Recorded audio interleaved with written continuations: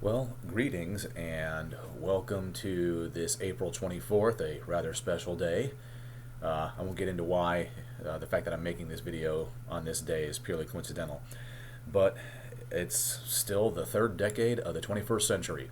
If you're new to my channel or you're not familiar with my content, or more specifically why I mention that it's the third decade of the 21st century, is because I always want to highlight that fact as opposed to where really educated people had hypothesized where we would be as a society, as a race of beings, and the sort of things we'd be doing, and the sort of things we'd be dealing with, versus where we're physically at and what we're physically dealing with in the third decade of the 21st century.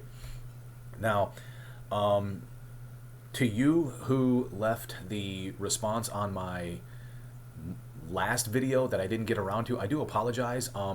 I didn't get a notification or an email that I had a response to read, react, and respond to. So I do apologize. I do owe you a read, react, and response, especially since you left a question. So my apologies for that. The main reason for this video, well, there's a reason, and then there's individuals that are kind of sort of the target of this. And target may be the inappropriate word. I have a few friends that, and some family members that are, for all intents and purposes, if they're not on the left, if they're not diehard blue blood voters, if they're not diehard all capital letter Democrats, then at the very least they're anti-Trumpers, anti-Trump establishment, whatever the case may be. Either way, I don't say that as an insult. I just say that as in when they post stuff, how they come across.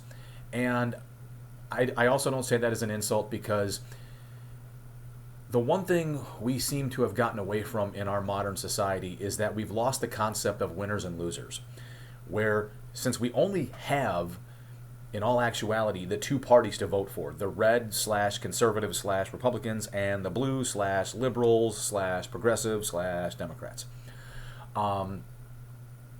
we're left with like a 50-50 option here. We have yet to have viable third parties, at least in my opinion, third parties that are worth voting for, third party candidates that are worth investing your time and your vote in. And more importantly, with the current electoral system, while it's better than the popular vote, it's still kind of broken. And again, if you're not familiar with that process whatsoever, if you're stuck on the fact that the popular vote should be everything and the electoral vote should be scrapped, let me just kind of quickly educate you on that. So based on the population of your state, you get a certain number of representatives to the Congress. I believe we are currently capped at 472. If it's not 472, then it's 476. But I know it's 470 something. And then we have 100 senators. So each state gets 2 senators. So what ends up happening is when the candidate wins the popular vote of that state, they get all of that state's electoral votes. And the electoral Congress was supposed to make things a bit more fair and balanced, instead of 3, maybe 4 states constantly voting the next president based on population density. I think we're looking at like New York, California, Illinois, and then I think it's a toss-up between Pennsylvania or one other state that just bleeds the deepest shade of blue. And if you're a blue voter, that's fine for you. I'm not a blue voter. Tragically, I tend to vote more red because I don't have what I consider to be a good third-party option. Now, before you go to the labels, oh, so you're a Republican, you're a blah, blah, blah, blah, blah. No. Okay? If for no other reason, the simplest explanation I can give you is socially, I'm quite liberal. Governmentally, I'm rather conservative. All right, we have our Bill of Rights, we have our Constitution. You know, if in need there needs to be a reasonable modification that we can all agree on, then roger that. The problem is we haven't had a reasonable amendment approached and put forward that everybody can sort of agree on. We've gotten so polarized, and to my recollection, I don't know if it was going to go this way anyways. I really don't. But coming out on 9/11, Bush was our president. Bush got reelected, and then coming on the heels of Bush we were given the option between John McCain and Barack Obama. John McCain had a little more cognition at the time, but he just could not measure up to the smooth talk of Barack Obama. Now, I was accused of being a racist because I wouldn't vote for Barack Obama, when in reality what people didn't seem to understand is I just will not vote for the Democratic Party. And to kind of explain myself yet again for the umpteenth time, based purely on historical fact and legacy, I despise the Democratic Party. It's the original political party formed by the Confederacy when the Confederacy decided to create itself and succeed from the Union. It's the original political party of the KKK. It's the original political party of segregation and Jim Crow. It's the original party of racism. Like legit, proud card-carrying, hell yeah, hate everybody who ain't looking like me, racism. It's the party of Jim Crow. It's the party of anti-civil rights. It was the party that basically killed Martin Luther King. You name it. And, people tend to forget that the Republican Party was founded by Frederick Douglass, a freed black man, and their first political candidate was Abraham Lincoln. Okay?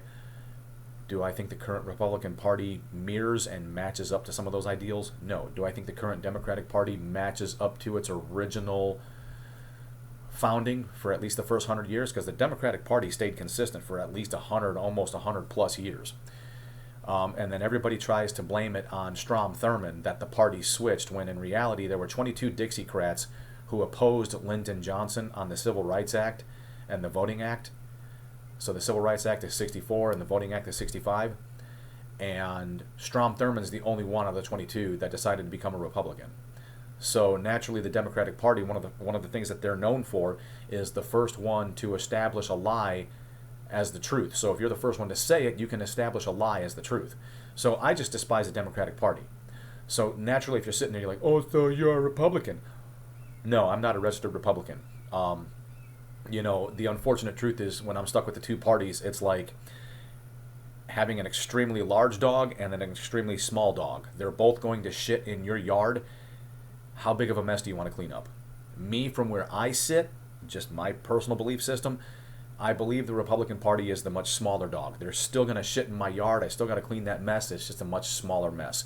And from where I sit with, dare I say, my confirmation bias, that's how I view the world, and all the evidence points in that direction. Now, let me be very careful with that statement, because I don't physically watch the news. I am not that tuned in. So I have to be careful where I get my information sources from and how it influences me. For a while, I had gone deep down that rabbit hole, and I'd begin to become hateful and spiteful, and it was festering. And I've got some friends and some family members who I think are going down the same rabbit hole. I won't name them by name, but one guy I served with is starting to sound exactly like I did, just in the opposite direction. I was, for not being a full-blood Republican, a registered Republican, I was going down the rabbit hole and getting really, really kind of like hateful and spiteful and whatnot. And I had to make some changes. I had to kind of go in a different direction. And I've got some other friends that have been posting some stuff lately, and one of my biggest problems with the Democratic Party, in my point of view, is the blatant and belligerent hypocrisy. So, case in point, the post that finally pushed me over the edge, not that there haven't been several already, but, it's been like building and building and building, and finally I just guess you could say I had enough. Somebody, a friend of mine, had posted about RFK. Now, RFK, up until not that long ago, was a registered Democrat and was running as a Democratic candidate. Now, I don't know if he switched over to independent or if he stayed Democrat, but up until recently, he was a Democrat. Now, I know a lot of people despise Trump. However, what a lot of us like about Trump is, to us, in our opinion, he's not a puppet for the Republican Party. Because when you register as a Republican and you join that team, then, you have to start drinking their Kool-Aid and yes, sir, yes, ma'am, 3 bags full, do what they got to tell you. Well, Trump was a bit of a renegade and kind of went and did his own thing. Case in point, Tulsi Gabbard, who was once a Democrat, who's probably for all intents and purposes an independent, and she left for her own personal reasons, and she's outlined them very well, so I won't speak for her, now works in the Trump cabinet. RFK now works in the Trump cabinet. But because they left that team, what I'm curious to know is this, and I'm not going to call anybody out. You're more than welcome to provide your own personal feedback. What I'm curious to know is it team loyalty? Is it brand loyalty? Is it color loyalty that prompts you to say these angry and spiteful and hateful things? Or is it like legit 100% policy? So if they would have stayed on your team, all right, if they would have drank your Kool-Aid, if they would have bled your color, all right, assuming you're on that team, all right, I don't want to necessarily make the same assumption that people make about me. Oh, so you're a Republican. But if you fancy yourself a liberal, a progressive, a Democrat, a blue voter, even if it's in the absence of what you might call a viable third option, if because they left that brand, that team, is that why you're so hateful, or is it strictly 100% without any confirmation bias, and you can swear to whatever deity you believe in, bless your soul to that deity, that it's all about the policy? Because I am curious. I feel like some people, for whatever reason, the society we live in right now, we cannot accept losing. And I think that was another part of my problem too, is like, especially in 2020 when Biden won the election, I think it's been widely proven that the election was in fact hijacked, that they took advantage of COVID, they put in place some policies, and the election was hijacked. Because I just can't wrap my head around the fact that Joe Biden, as of this date, single-handedly has the most votes of any other presidential candidate, period. Not only did Donald Trump surpass that record, but then Joe Biden surpassed him. So when you take a candidate like Barack Obama and his smooth talk and his popularity, and Joe Biden surpasses him by thousands upon thousands of votes, it was just a little hard to wrap my head around that the election was 100% accurate. But I digress. I also couldn't believe people voted for, but it. Come on, man, you know the thing. Corn pop, but it. But anyways, I also understand where if I can feel that way, why can't other people feel a certain way about Trump and his cabinet? Why can't people feel the same displeasure, dislike, disdain? So I don't criticize for that. But what I am curious to know is whether or not it's the team thing or whether or not it's strictly the policy. And if so, specifically, the one post had a lot to do with RFK. So as somebody who was up until recently quite liberal, I'm curious if, one, it's 100% true, if it's been fact proven that what he said or is thinking has been factually proven to be true and not atypical news media hyperbole where they take something out of context. Because that's part of the reason I can't stand the news anymore, is instead of just reporting the facts, water's wet, sky's blue, grass is green, they put these weird twists on it to support a certain narrative. So I've completely abandoned all news sources. I'm just curious, is it 100% that, or is it team? Can you look deep inside yourself and register that, yeah, it's the team. It's 100% the team. Because like with some of my other friends who I can't believe this or I can't believe that, and it's like, well, you can't believe the conduct, which is fine. If it's all about the conduct, that's cool. But yet, when you make these complaints about this, that, or the other, and it's like, well, why were we paying 300% tariffs on products we shipped overseas, and yet we weren't expecting the same people in return to pay any tariffs when they shipped their products to us? Tit for tat. I don't understand how that was supposed to be fair for everybody. And now you have this guy who may not completely understand the politics of why that took place, who's just looking at it the same way I would. Like, this doesn't, pardon my language, but this doesn't fucking make any sense. Go fuck yourself.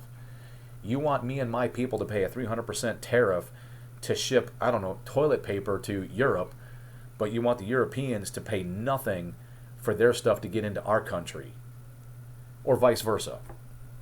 So I'm just kind of curious on that. Is it 100% the team thing, or is it 100% the policy? Because I'm not afraid to call out, say Republicans for doing some stupid shit. I mean, quite frankly, if you're kind of curious as to where I land on certain things, governmentally, I'm pretty damn conservative. I'm a big fan of you do you. You stay out of my business, I stay out of yours. Freedom of speech is 100% freedom of speech. Whether you like what's being said, whether you find what's being said is offensive, it's your right to say whatever the hell you want. It's your right to be as legally stupid as you want. You want to own a gun? Own a gun. We have the right to bear arms, all right? It's probably one of the reasons why we've never been invaded since perhaps the American Revolution against Britain, all right, and the French Indian Wars and whatnot, because there's a high probability of us being armed. That being said, do I think we need to overreact and take guns away because some mentally disturbed person shoots a bunch of people, or where they shoot them up? Because we have yet to outlaw phones. And how many people are killed in car accidents from texting and driving? We have yet to outlaw alcohol. We tried it once before, it didn't work. But yet how many people are killed in DUIs? The one thing they have in common, automobiles. We have yet to outlaw automobiles, yet they take so many lives every year, every day, every week, every month, for various reasons. Distracted driving, falling asleep at the wheel, drunk driving, you name it. But we don't outlaw the cars. And, I mean, I understand. A gun was built for a specific purpose, and because of that, when it lives up to its purpose, it has a knee-jerk reaction. People react and respond a certain way, but yet we don't have the same sentiment towards anything else. So, yeah. And the other thing for me is religion. I am not a religious person, at least not when it comes to the Abrahamic religions. I don't know enough about Judaism to form an opinion, but from having studied religion a little bit, not a whole lot, but in my previous college endeavors, having studied religion just a little bit, as far as the Abrahamic religions go, when it comes to Christianity in all of its different denominations and Islam, there are some issues there that I can't just seem to wrap my head around, and the vast majority of it is hubris. You may not like this comment. You don't have to agree with it. Quite frankly, I don't care. It's me taking advantage of my First Amendment right, but I have some issues with the Abrahamic religions, just not as much with Judaism because I don't know enough about it in order to comment on it with any kind of accuracy. But as far as the various forms of Christianity, be it Protestantism, Catholicism, or Islam, I find some terrible hypocrisies, some narcissism, a tremendous amount of hubris, and I think they've both been used to control the masses to do certain things that only human beings are capable of. Much like the new religion right now is media, and I'm well aware of the irony that I'm using a platform like this to say something like that, but quite frankly, I don't have enough followers and I don't have enough popularity and I don't make any money off my channel to where you could really call it anything that satisfies an ego. If anything, it's the cheapest form of therapy I have. But yeah, since conservatives have seemed to embedded themselves with religion and the Democrats seem to have embedded themselves with anti-religion, I'm not a card-carrying Republican. However, on that particular note, I've noticed that at least people of faith tend to be a bit more forgiving, where when you look at the Democratic Party, they're not forgiving at all. They cannibalize and eat their own. Case in point, RFK was once on your team, now people are shit-talking the hell out of him. And, quite frankly, I don't know if he still has a declared allegiance to a particular political brand, but, because he plays for the Trump team, all of a sudden he's public enemy number one. And yet, if he would have stayed away from the Trump team, would he still be your buddy? So I'm just curious. The other thing that hit me was I got a buddy from high school that's been dealing with a condition for probably the better part of a decade now. Now, I don't want to drop his name because I don't have permission to do so. And twice that I could think of right now, he has mentioned that he's been exposed to direct racism. And it's not that he's been exposed to racism.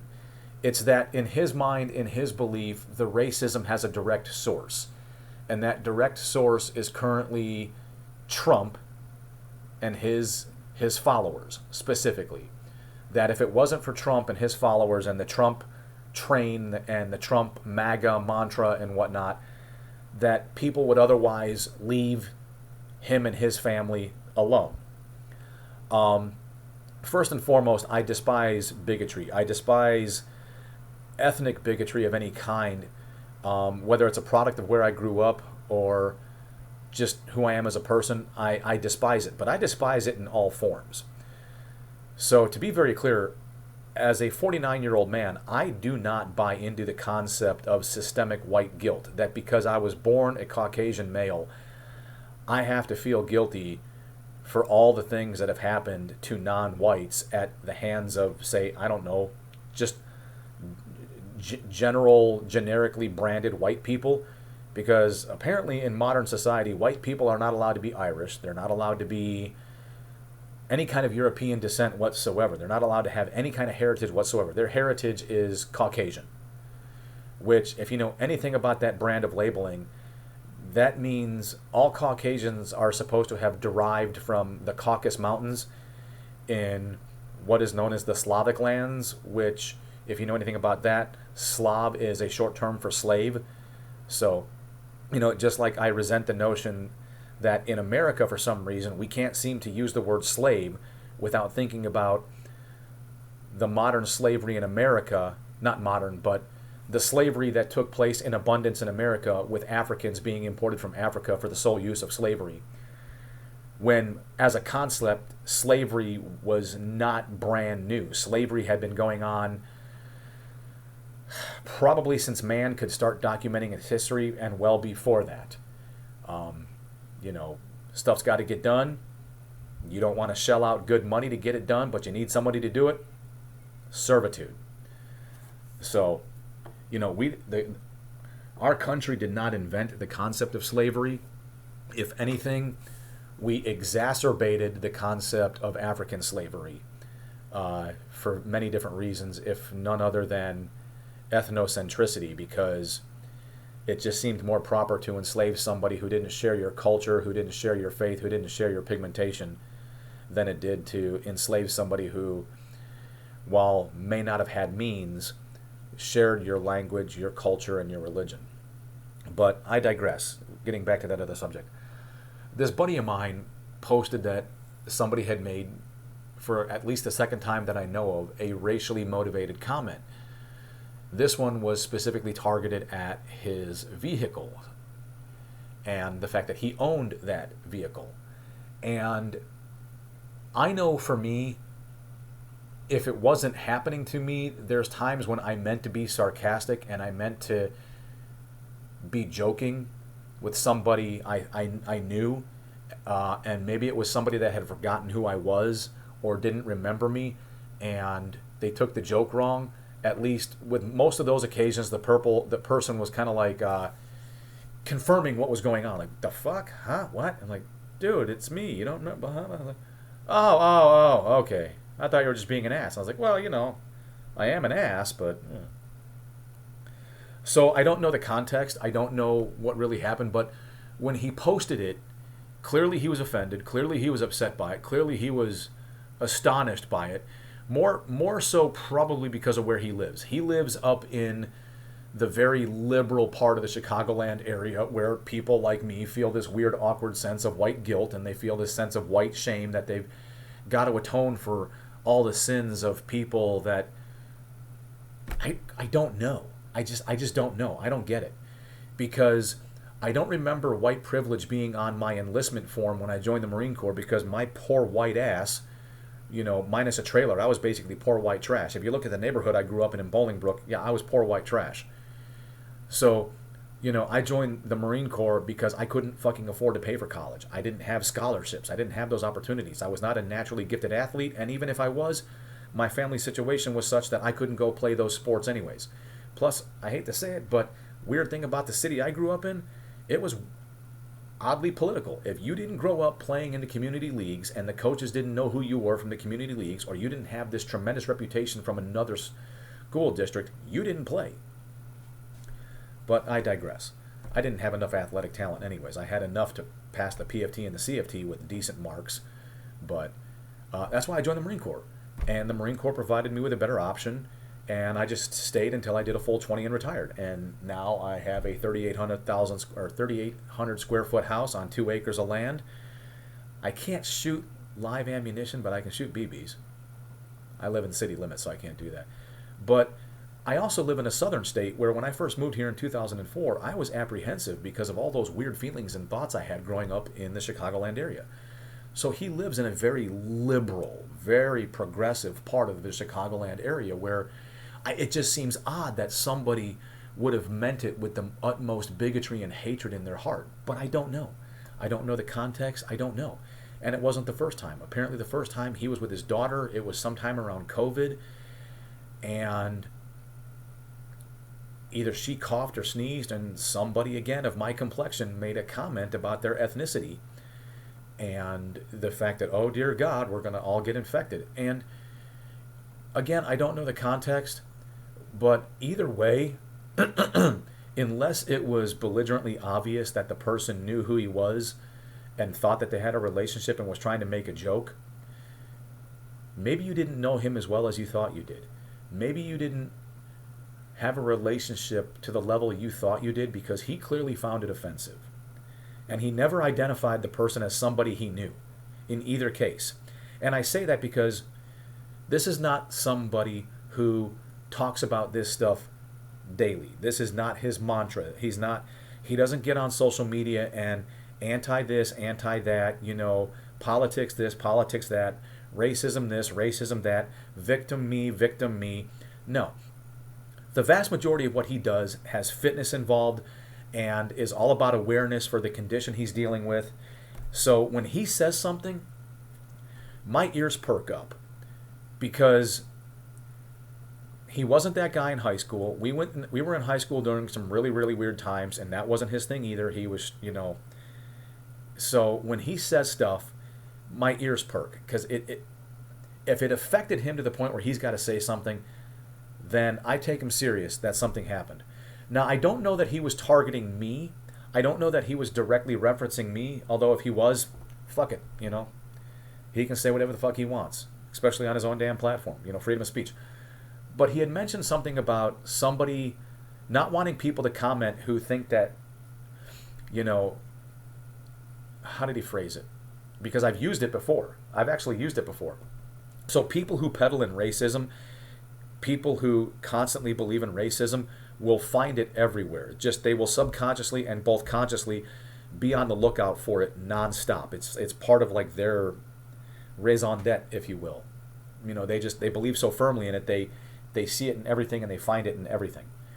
So I think I want to say he made a comment similar to that, like, hey, just, in case you're wondering, I'm not looking for it or whatever. So I hope he wasn't directing it towards me, because I don't think he watches my channel. But I have said that on my channel before, because I do believe it.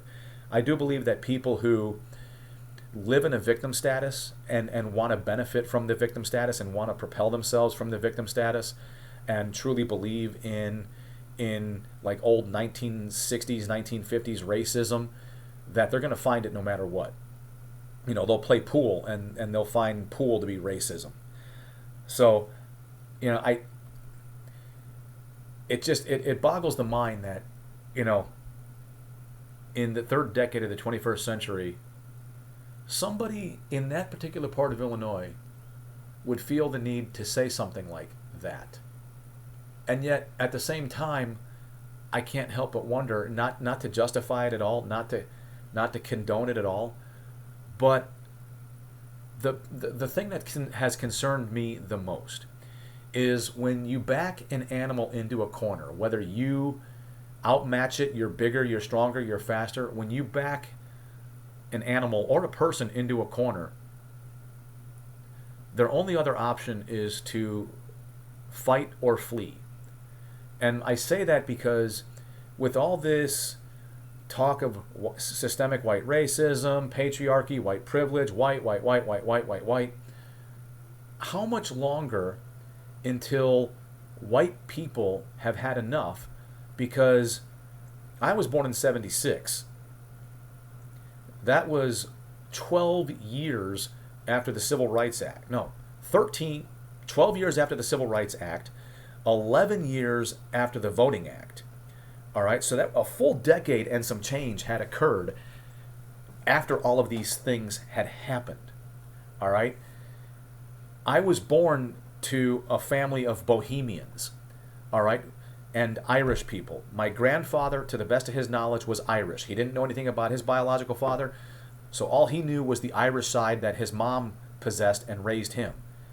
All right, and somewhere in that family bloodline, somebody immigrated to New York. I do believe post-Civil War. I don't think anybody fought for the North in the Civil War. And then equally and opposite, I knew my great-grandmother and my great-grandfather growing up, and she was German Bohemian, and my great-grandfather was Czech Bohemian, which, if you don't know anything, they're gypsies. I guess the most equivalent would have been like hippies minus the drugs and whatnot, but they didn't follow traditional social patterns, so, they were considered as outcasts, which is why a lot of them fled to America and formed their own little enclaves. So, to the best of my knowledge, well, maybe not the Irish, I can't really go that route. To the best of my knowledge, my people were not necessarily ethnocentric, other than just trying to survive. I was not taught bigotry growing up. I was not taught racism growing up. It was not part of my family. However, my family also grew up in a Chicago that was ethnically separated up until maybe late 80s, early 90s. So, all these things, I remember growing up pretty fair and balanced, where the only real racism I remember encountering between back then we called it junior high, now you call it middle school. So between middle school and high school, the only real kind of bigotry I remember was black on white, because at that point in time, there was what seemed like this big black movement with black filmmakers and the whole Clinton thing and Ebonics and whatnot, where there seemed like a real surge of black pride to the point of anti-white. But growing up in that area, we just went with the flow. We were just like, okay, whatever, Yeah, some really bad shit happened in the parts I live in now. I guess that's our fault. Sorry, man. Yeah, you do you. But growing up, you just didn't think about it the same way. So I'm also curious, since I've been babbling for over half an hour, is it a lot of it our age? Like, I don't remember giving a shit about politics until after the invasion of Iraq. Prior to that, oh my God, I couldn't care. I could care less. Did we all hit a certain age during the Obama administration? Like when Obama ran for office, were we all hitting a certain age where that's when we got involved? Because some of the people I see involved making comments, like, it just kind of blows my mind.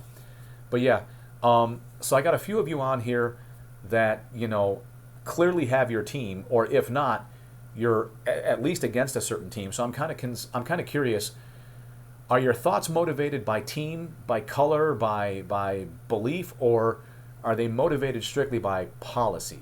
And keep in mind, I'm not going to necessarily agree with your policy. I'm not going to hate you for it. I'm not going to demonize you and dehumanize you and kick you out of my life because of it. But there's just certain things we're probably not going to see eye to eye on. And last but not least, since it seems to be such a big, massive issue, to kind of give you some insight into me as to why I'm probably more socially liberal. If you like dudes as a dude, or if you like chicks as a chick, I just don't care. I don't. When it comes to employment, if you're required to perform a task, can you do the task? Can you show up on time? Can you perform the task? Even if that task requires you to groom yourself a certain way, wear certain clothing a certain way, can you do the job? Otherwise, it's the same thing heterosexuals got to deal with. There's still going to be sexual harassment. There's still going to be flirting. There's still going to be workplace romances. So gay or straight, that's not going to change anything. It's still going to be the same interpersonal human drama. Oh my God, I don't care. And if a gay couple or a lesbian couple want to adopt a kid and provide it a home, clothing, food, shelter, love, and everything, I just don't care. I just don't. I don't see how it's any of my business. I've said this numerous times. If my wife and I want to dress up as clowns and have like some weird clown sex, that's our business. You know, I don't know why there should be policies and why lawmakers should give two shits about it. The abortion thing. Again, that's a very deeply personal decision. There could be any number of reasons for it. In which case, you know, my only chief complaint, and it's a very weak one at that, is depending on the situation. As a man without a uterus, as somebody who wanted to be a father, as somebody who wanted to raise kids, I dislike taking any kind of decision away from a father, assuming that two people are in a mutually exclusive relationship, two people entered into physical intimacy, knowing the consequences of their actions. You know, because when you put the shoe on the other foot, if the dad doesn't want the child, he can't do anything about it. The mom can be like, well, fuck you, I'm having it. But if the dad wants the child, he, again, can't do anything about it. And the reason I say it's a very weak argument is because, in spite of what people want to think and believe, biologically speaking, men cannot carry a child to term, nor can they give birth. So I understand, you know, as the individual who has to, I don't want to use terms that are overly dramatic, but as the person who has to carry the child to term and whatever that might entail, whether it's suffering, whether it's a burden, whether it's any type of inconvenience at any point along the 9-month journey, that's something, as a penis carrier, I'm never going to understand. So I get that. My only other complaint that probably has a little bit more legs to stand on is, I don't know if we're done dealing with it. I don't know if we're past the hump, but I do believe there should be some sort of reasonable law that all of us can get behind, where there's a time to shit or get off the pot. These crazy laws I was listening to about the child's born, and then they determine whether or not the mom wants to keep the child, and then they determine if they're going to end the child's life. That's fucking murder. But I digress. You know, the fact that it became a state issue, well, that's why the states get to operate somewhat independently. That's why you have some states that are so blue they're damn near purple. So, or black, whatever, because that's such a deep, never mind. I'm really screwing up the metaphor, aren't I? So look, I've been going for about almost 38 minutes now. I made this for some specific people. Not sure if they're going to see it, but I'd love to hear from you. I'd love to get your feedback, even if it's privately. Because I'm just wondering, you know, deep down, are we all hypocrites? Because I try to watch my hypocrisy. I try to watch my confirmation bias. I openly despise the Democratic Party. I mean, Democrats get together. The moment they start speaking, to me, it's just vomit. I'm just done. So again, I understand that knee-jerk reaction, and I'm trying to avoid it myself. I'm not a Republican, so I'm trying to avoid assigning those kind of labels. But I don't see the same kind of vitriol coming from all of y'all when it is somebody on the left. All right, when somebody on the left does something so belligerently stupid, or says something so belligerently stupid, I don't see you making the same kind of comments. So I think that's about it. I think that's good enough. I think my dumb gingerbread ass has been going for a long time. I should probably just shut up now. But I'm interested to know what you think. If you're not aware, no, I'm not monetized. I don't make any money off of this. The only reason it's taken me so long to post anything is I just started a new job. I had to go away for a little over 3 months to learn how to do that job. And if that wasn't enough, I had to return home, and I've got to spend another 4 months learning how to do the job in my specific location. And if all goes well, I will finish that phase of training first week of June, and I will hopefully gain my independence, and who knows, I may resume my content on a semi-regular basis for the 3 of you that watch it. So until then, I don't make any money, so if you want to leave a comment, I appreciate it. I do promise to read, react, and respond, and until then, you're awesome. Stay safe out there.